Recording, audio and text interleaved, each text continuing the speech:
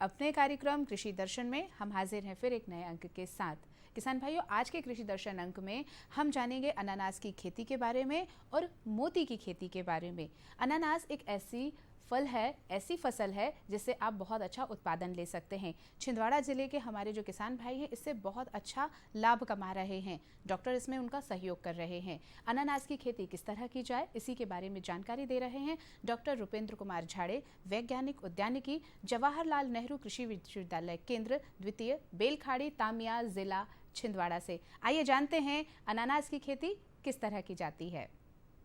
मेरा नाम doctor R K. झाड़े, मैं वैज्ञानिक उद्यानिकी, जवाहरलाल नेहरू कृषि विश्वविद्यालय कृषि विज्ञान केंद्र द्वितीय, बेलाखारी तामिया में पदस्थ हूँ।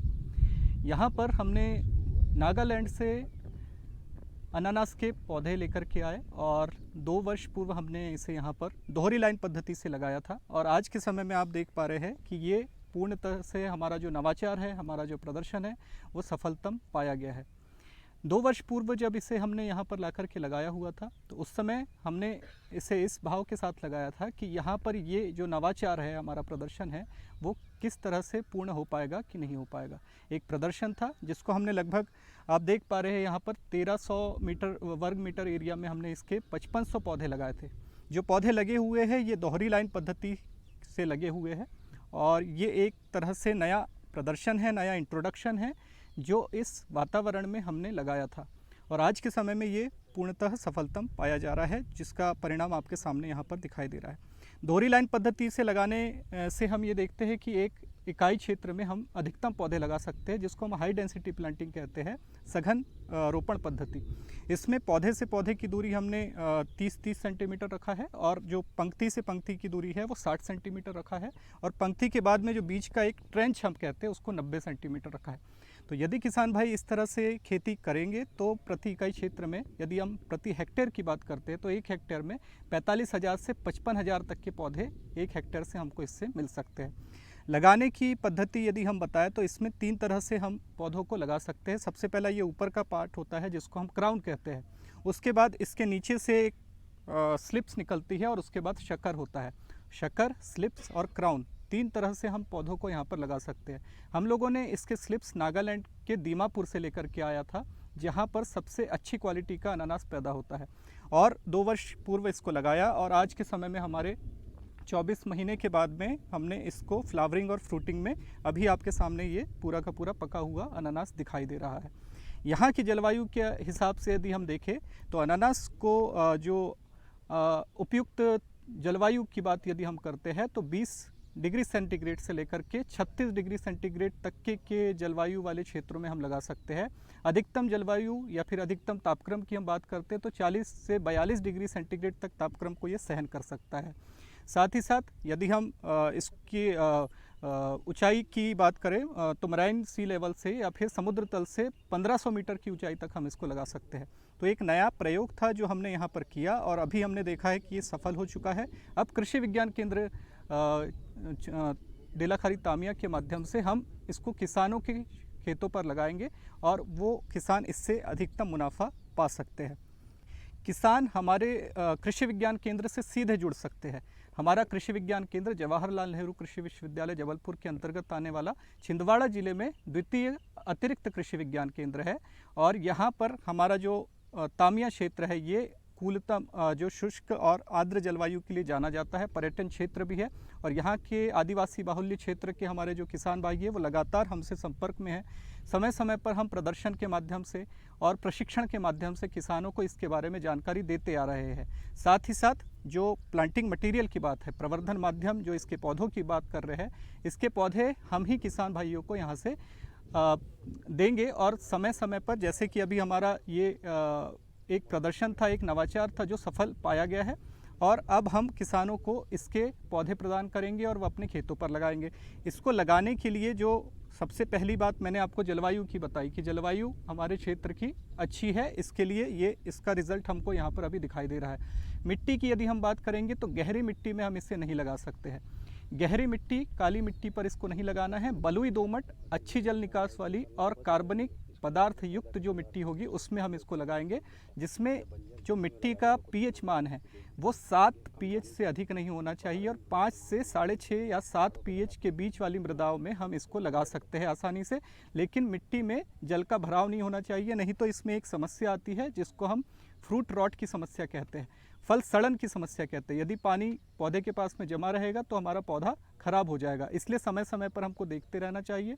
और जैसा हमने यहाँ पर लगाया हुआ है, इसको रिज बेड बना करके लगाया हुआ है, लगभग 1 से 1.5 फीट ज़मीन से ऊंचा करके रिज बनाया है और उसके बाद में हमने इसे पौधे को लगाया है।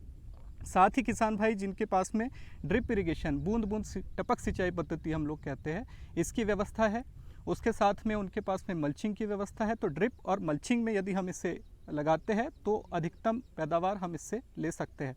अभी ये जो फ्रूट हमारे हाथ में देख रहे हैं, ये क्यू वैरायटी का फ्रूट है।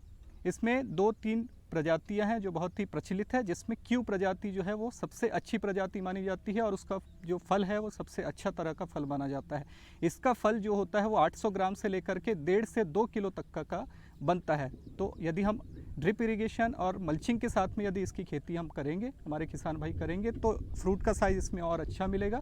और अभी जो क्वालिटी हम इसमें देख रहे हैं, ये इसमें लगभग 14 से 16 डिग्री ब्रिक्स मतलब मिठास 16% तक मिठास आज के समय में हमारे इस फल में आ चुकी है इस वातावरण में। सबसे पहले तो इसके स्लिप्स, जो हम प्रवर्धन माध्यम की बात करते हैं, इसके पौधे को स्लिप से यदि हम लगाएंगे तो कम समय में हम इसके पौधे या जो फ्रूटिंग है इसमें लेकर के आ सकते हैं। इसकी फ्रूटिंग हम अभी शुरुआती तौर पर हमारे यहाँ पर कृषि विज्ञान केंद्र के मैंडेट जो प्रादेश है उसके आधार पर प्रक्षेत्रीय प्रदर्शन के तहत हम किसानों को ये देंगे। किसानों को जिनके पास में अच्छी व्यवस्था होती है, जो इसके लिए इंटरेस्टेड है, जो अच्छे किसान हैं, उनको हम ये पहले देंगे और उनके क्षेत्रों पर प्रक्षेत्रीय प्रदर्शन के अंतर्गत हम किसानों के खेतों पे लगाएंगे। और दूसरी बात आपने कही कि जो कम पानी वाले क्षेत्र है, वैसे ही ये जो होता है ये जीरोफाइटिक तरह का प्लांट है, इसमें पानी की उतनी ज़्यादा समस्या नहीं होती है, लेकिन फिर भी जो कम जहाँ पर पानी की समस्या है किसान भाइयों के पास में, वहाँ पर टपक सिंचाई पद्धति को अपना करके हम इसको लगा सकते हैं। साथ ही उसमें पॉलीथीन मल्च में यदि हम लोग लेकर के जाते हैं, मल्चिंग एक टेक्निक होती है हॉर्टिकल्चर की, जिसमें इवोपरेशन का रेट कम हो जाता है, मतलब पौधे से के पास से पानी का ह्रास रुक जाता है। और मल्चिंग के साथ में जब इनलाइन ड्रिप इरिगेशन के साथ में हम इसकी खेती करेंगे तो कम वर्षा वाले क्षेत्र या फिर कम जहाँ पर पानी है वहाँ पर हम इसको आसानी से समुचित तरीके से लगा सकते हैं। आज के समय में हम देखते हैं हमारे जो क्षेत्र में पाइनएप्पल आ रहा है या अनानास आ रहा है, ये बाहर के दूसरे प्रदेशों से आ रहा है। अभी हमारे यहाँ पर इसका उत्पादन नहीं हो रहा है।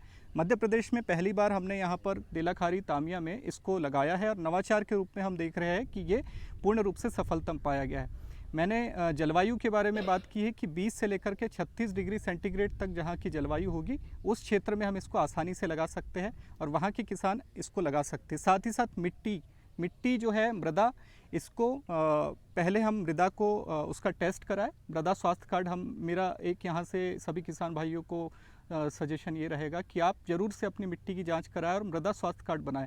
उससे आपको पता चलेगा कि हमारी मिट्टी का पीएच मान क्या है और मिट्टी में अन्य पोषक तत्वों की मात्रा क्या है।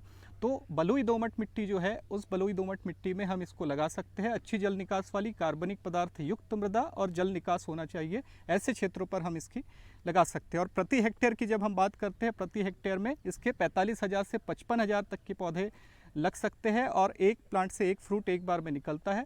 और 2 साल की हमने फसल बताई है, उसके बाद रैटून, एक ही प्लांट से 3 फल हम लोग इसमें से ले सकते हैं। तो 1 हेक्टेयर में लगभग 55,000 तक के फ्रूट हमको इसमें से प्राप्त हो सकते हैं। और मार्केट की यदि हम रेट देखते हैं, आज के समय में जो मार्केट में इसका रेट है वो 70 रुपये से लेकर के 90 रुपये तक का एक फ्रूट इसका बिकता है। किसान भाइयों, कार्यक्रम में वक्त है अभी एक अंतराल का। लेते हैं एक छोटा सा अंतराल और बस अभी उपस्थित हुए।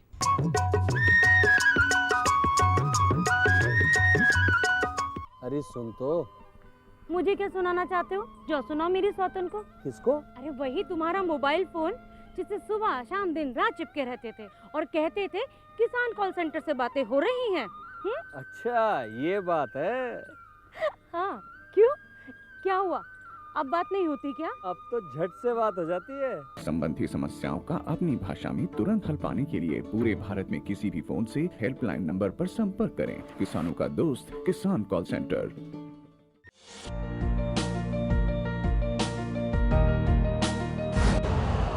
यूरिया का स्वदेशी उत्पादन 70 लाख टन बढ़ाने के लिए 6 उर्वरक संयंत्रों का उद्धार किया जा रहा है। FCIL के गोरखपुर, सिंदरी, तलचर और रामागुंडम संयंत्र, HFCL की बरौनी इकाई और BVFCL की नामरू फोर्थ। सोने पर सुहागा ये है कि देश में अब बनेगा सिर्फ नीम लेपित यूरिया, क्योंकि इससे होगा किसानों का फायदा ही फायदा। अनाज का उत्पादन 10% तक बढ़ेगा। बढ़ेगी 10 से 15% नाइट्रोजन क्षमता।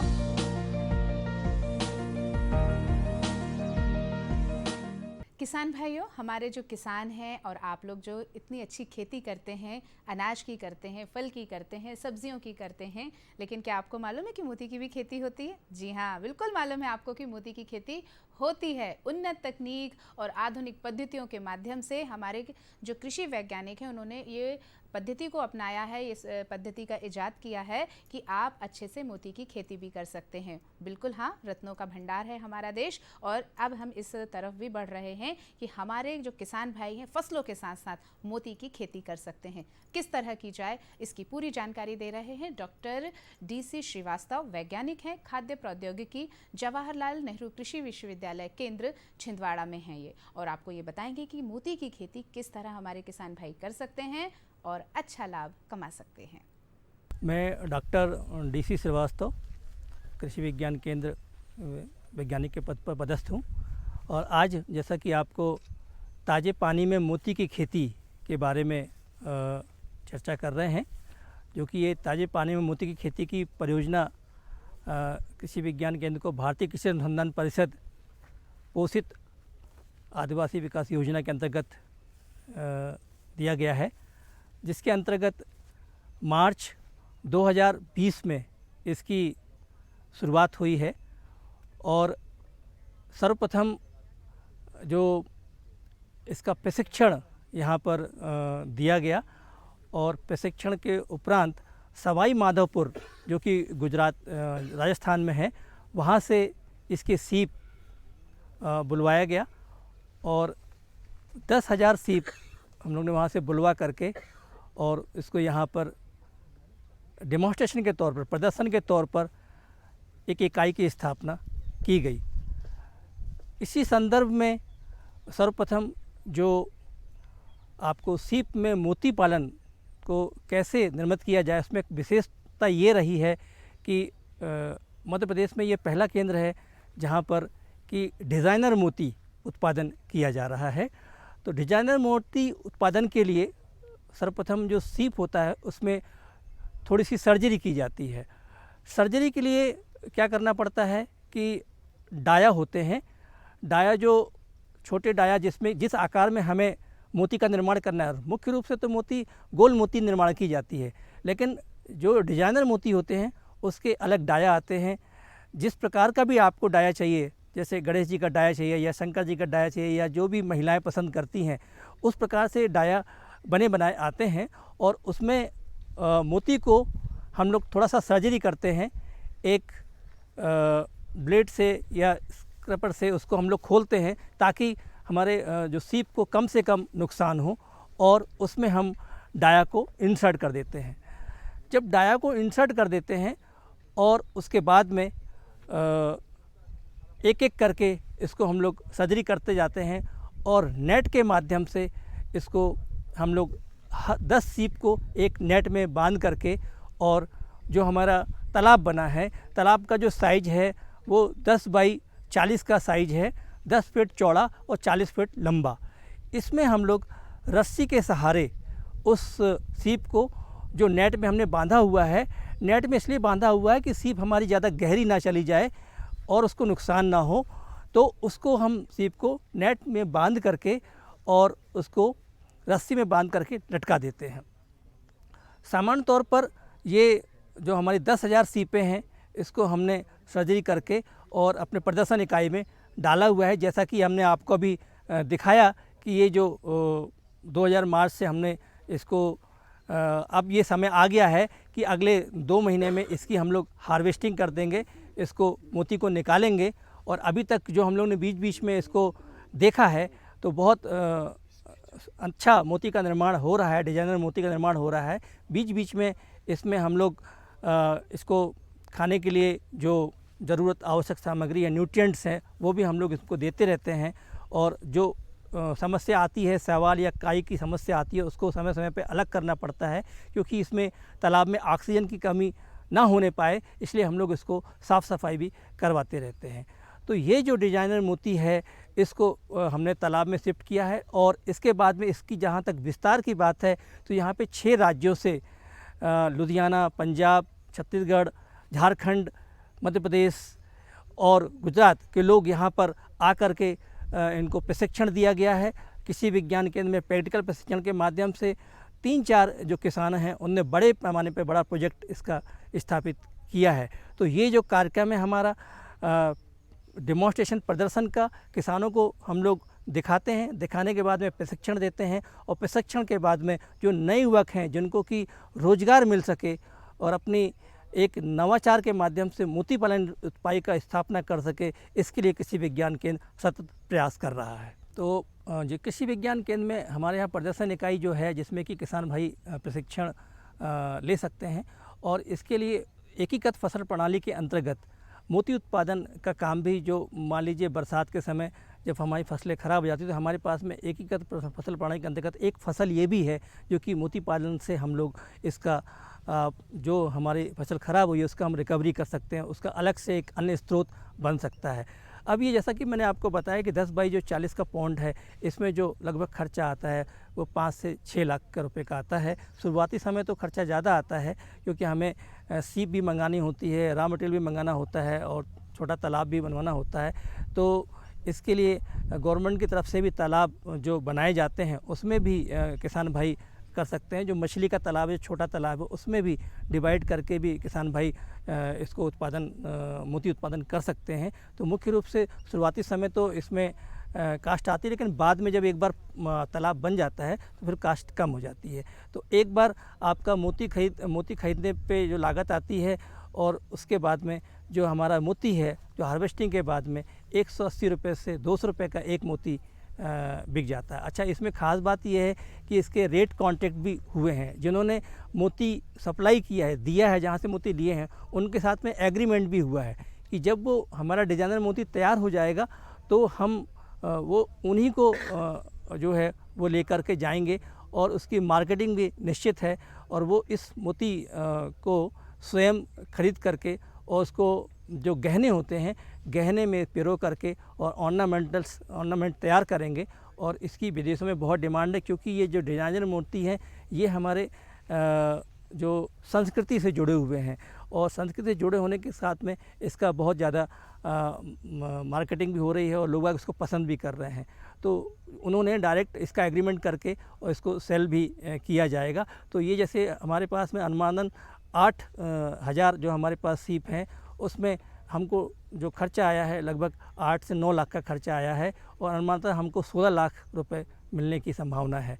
तो इस प्रकार से जस्ट डबल हमको इसका प्रॉफिट होगा, और जो पैसा जो आएगा उसके हम फिर आगे डेमोन्स्ट्रेशन जो प्रदर्शन इकाई को हम, ये चूँकि छोटी प्रदर्शन इकाई है हमारी, तो इसको प्रदर्शन इकाई को हम लोग और बढ़ाएंगे, और इसको आगे के कार्यक्रम में इसको जो कृषक भाई हैं, जो हमारे नवाचार जो भाई कृषक भाई करना चाहते हैं, उनके यहाँ भी प्रदर्शन इकाई को, क्योंकि हमारे यहाँ ये अभी प्रदर्शन इकाई एक सफल प्रयोग होने जा रहा है। जब ये हमारा प्रयोग सफल हो जाएगा तो हमारे यहाँ जो अग्रिम पंक्ति प्रदर्शन का जो कार्यक्रम होता है उसके अंतर्गत किसानों को इसका लाभ दिया जाएगा, और उसको बीज भी वितरण किया जाएगा, ताकि वो सीपों को ले जाकर अपने यहाँ प्रदर्शन इकाई लगाएं और इसका भरपूर फ़ायदा उठाएं। तो इस प्रकार से ये जो यूनिट है ये बहुत लाभप्रद यूनिट है, जिसमें हम लोग खेती के साथ साथ में आप मोती पालन भी कर सकते हैं, और अन्य इकाइयाँ जो हैं जिसमें कि पौंड में जो होती है सिंघाड़ा उत्पादन है, एजोला उत्पादन है, ये जो नई इकाइयाँ हैं, मछली पालन है,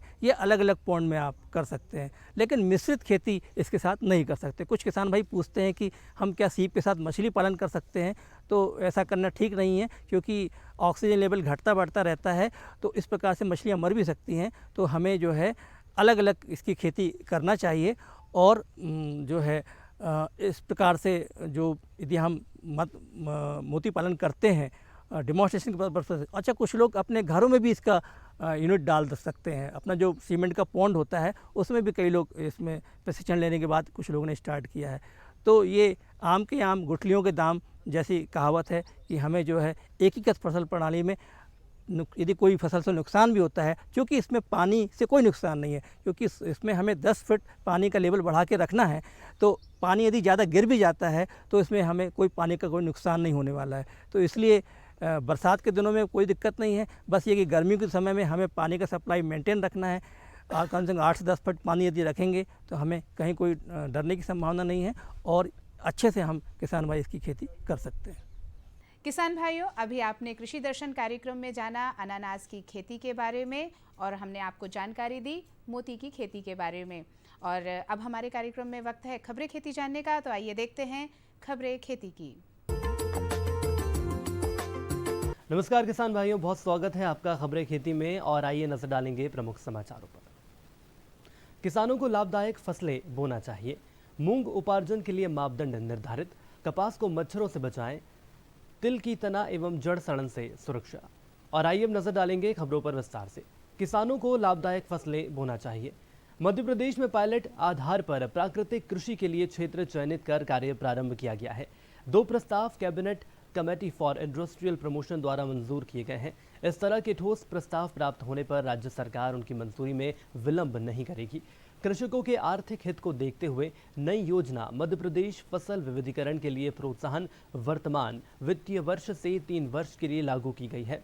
मुख्यमंत्री शिवराज सिंह चौहान ने कहा कि फसल विविधीकरण के क्षेत्र में मध्य प्रदेश अन्य राज्यों से आगे बढ़ रहा है। निश्चित ही किसानों द्वारा रुचि लिए जाने से प्राकृतिक कृषि को बढ़ावा देने का कार्य आसान होगा। श्री चौहान निवेश संवर्धन पर मंत्री परिषद समिति की बैठक को संबोधित कर रहे थे। मंत्रालय में हुई बैठक में किसान कल्याण एवं कृषि विकास मंत्री कमल पटेल सहित वरिष्ठ अधिकारी उपस्थित थे। मुख्यमंत्री ने इस मौके पर कहा कि गेहूं और धान के स्थान पर प्राकृतिक कृषि में अन्य अनाज के लिए किए जाने की पहल होनी चाहिए। किसानों द्वारा गेहूं और धान के स्थान पर अन्य उत्पादन लेने के प्रयास सराहनीय हैं। मूंग उपार्जन के लिए मापदंड निर्धारित। राज्य शासन द्वारा मूंग उपार्जन एवं भंडारण के लिए गोदाम का चयन पूरी पारदर्शिता से करने के लिए मापदंड निर्धारित किए गए हैं। मूंग भंडारण के संबंध में मिलने वाली शिकायतों को दृष्टिगत वेयर हाउस के चयन के संबंध में प्रमुख सचिव खाद्य फैज अहमद किदवई ने सभी कलेक्टर को पत्र लिखा है। प्राथमिकता के क्रम में सर्वप्रथम मूंग का उपार्जन और भंडारण शासकीय गोदाम में किया जाएगा। शासकीय गोदामों में उपलब्ध भंडारण क्षमता की जानकारी आपूर्ति अधिकारी कलेक्टर को उपलब्ध कराएंगे एवं जानकारी की सत्यता का प्रमाण पत्र भी प्रस्तुत करेंगे। कपास को मच्छरों से बचाएं। कपास की फसल में माहुए सफेद तथा हरे मच्छर कीट के नियंत्रण के लिए पीले रंग के स्ट्रिक ट्रैप 15 प्रति हेक्टेयर लगाएं। रासायनिक नियंत्रण के लिए इमिडाक्लोप्रिड 17.8 SL की 5 मिलीलीटर दवा 15 लीटर पानी या लैम्डासाई हेलोथ्रिन 5% का 250 मिलीलीटर प्रति हेक्टेयर की दर से छिड़काव करें। तिल की तना एवं जड़ सड़न रोग से सुरक्षा। तना एवं जड़ सड़न रोग से तिल के रोगग्रस्त पौधों की जड़ें व तना भूरे रंग के हो जाते हैं। रोगी पौधों को ध्यान से देखने पर तना, शाखाओं और पत्तियों के साथ ही फलियों पर छोटे छोटे काले दाने दिखाई देते हैं। रोगी पौधे जल्द पक जाते हैं तथा दाने अपरिपक्व रह जाते हैं। यह रोग फसल पकने की अवधि तक कभी भी हो सकता है। ऐसे क्षेत्र यह रोग ज्यादा आते हैं जहां बुआई के पहले रोग प्रारंभ होने पर थायरम 0.15%, कैप्टॉन 0.25%, यूरिया 2% के घोल से रोगी पौधे तथा पास के स्वस्थ पौधों पर 7 दिन के अंदर से 3 बार छिड़काव करें। ट्राइकोडर्मा 5 किलोग्राम प्रति हेक्टेयर की दर से 10 क्विंटल गोबर की खाद में मिलाकर बुवाई एवं भूमि में देना प्रभावी माना गया है। और इसी के साथ किसान भाइयों, खबरें खेती में आज के लिए इतना ही। मुझे दीजिए इजाजत। नमस्कार। किसान भाइयों, आज आपने कृषि दर्शन के कार्यक्रम में जाना अनानास की खेती के बारे में और मोती की खेती की जानकारी भी आपको इस कार्यक्रम में दी गई। आप इस जानकारी का लाभ उठाएंगे और एक अच्छा मुनाफा कमाएंगे, ऐसे ही हम उम्मीद करते हैं। और हमें दीजिए अनुमति। नमस्कार।